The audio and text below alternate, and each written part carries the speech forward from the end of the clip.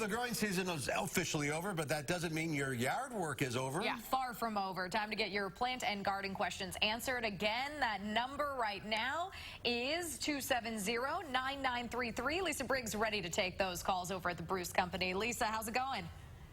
Good. How are you guys doing? We're doing well. That wind, though, is whipping. It certainly is. So any suggestions while people have a lot of leaves on the ground? Any suggestions for cleanup or even pruning those plants? Well, for pruning, there's really not a lot you should be pruning right now. You could cut back some perennials, but most of the pruning you want to wait till things are dormant or to do it in the spring as things are budding out. But definitely if you've got leaves on your lawn, you want to get those off the lawn, especially if you've got like things like maple leaves or ash, because those will compact, lay around on the soil all wet, and then it can cause a lot of lawn diseases come spring. So you definitely want to take advantage of the kind of nicer weather this weekend, get those raked up, and either put them in your compost or out for the city to collect, or if you've got some wild areas in your yard where you have garden beds or shrubs, you can dump them in there. All right, let's go to the phones. We'll start with Lorraine. Hi, Lorraine, what's your question? Hi, can you tell me how long I have yet to plant perennials, whether it's bulbs or plants or roots? I have a new flower that I need to plant. I think you can go ahead and put in spring blooming bulbs yet until probably close to the end of the month. If you're putting in perennials, though, I would definitely, after the ground freezes, I'd put a nice layer of mulch on top to keep the ground from thawing. That freeze-thaw cycle will sometimes heave perennials out of the ground.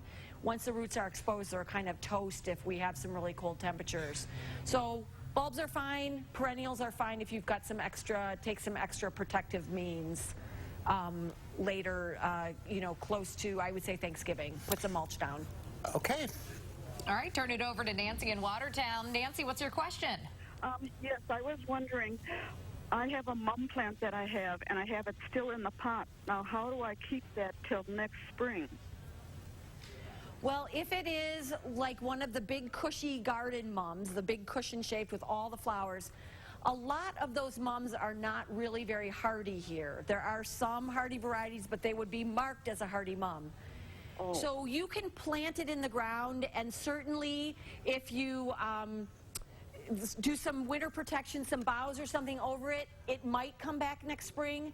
But just so that you know, that big cover of blossoms is the result of a lot of pinching and a lot of fertilizer and a lot of care in the greenhouse. So it's unlikely that it's going to look like that.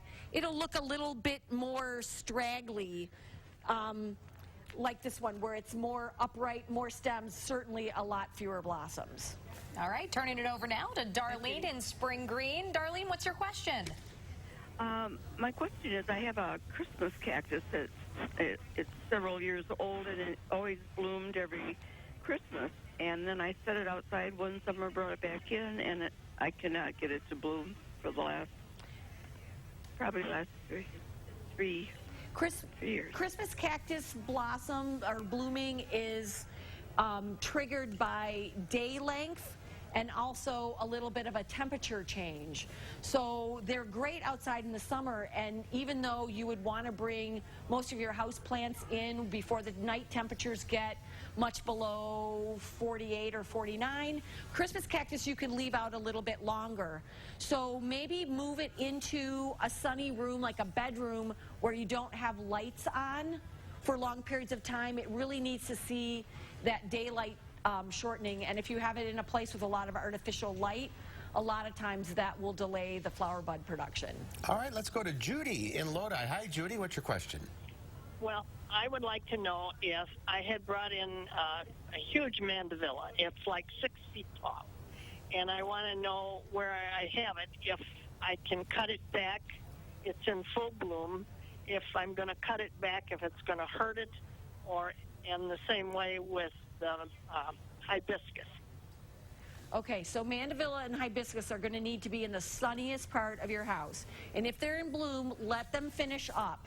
But once the bloom period is over, you'll notice that they'll start to get a little bit straggly.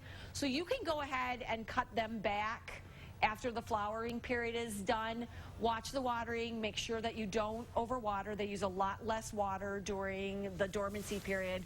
And then once we get past, say, Groundhog's Day, you'll start to see some new bud development, and then you can kick in a little bit of fertilizer and step up your watering. All right, then get out in the yard this weekend. It's going to be some nice weather. Definitely. Lisa, thanks. It's always good to hear from you. And thanks, everyone. See you guys later. See you later. Thanks, everyone, for calling in. We'll do it again soon, and we'll have a final training forecast coming up. Ready to roll playback. 3,